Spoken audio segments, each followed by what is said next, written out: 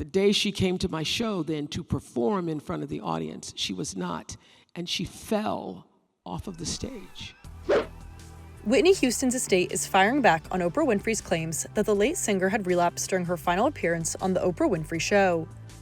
On Tuesday, June 23rd, Winfrey received Cannes Lions LionHeart Award and revealed in a conversation on stage that the final time Houston joined the show in 2009, she fell off the stage when she wasn't sober. I was interviewing Whitney Houston on one of her last interviews, and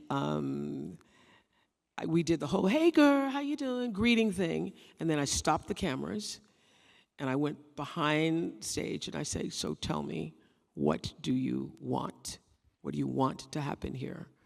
And I'm going to tell you what I want to happen here. And that was one of the most powerful interviews. And do you all know this is an amazing thing that happened? I had such trust from the Oprah Show audience that Whitney did, I think it was her last show with us, and she had gone back on drugs. The first interview I did with her when we gone behind stage and I asked her about her intention, she was clean. But the day she came to my show then to perform in front of the audience, she was not, and she fell off of the stage. The media mogul went on to share that she knew the impact it would have on Houston if the story was leaked and begged the studio audience to keep it to themselves. And I knew that if that story got out that she'd fallen off of the stage, that she would be destroyed by that. And so even though the audience was there and the audience had cameras, I begged them not to put those pictures out because it would ruin her life, and they did not. And what about... That would not happen today, I can tell you. Yeah.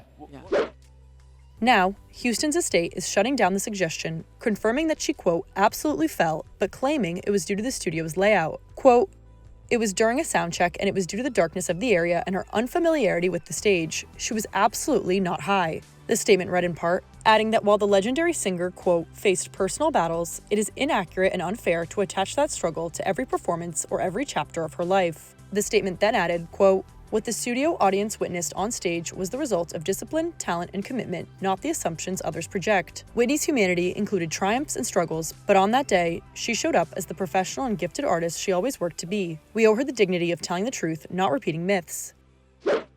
The late icon's former bodyguard also backed up the estate's claims, telling TMZ that Houston was coming to the front of the stage and didn't see the edge, causing her to fall, but was fine and laughed it off after it happened.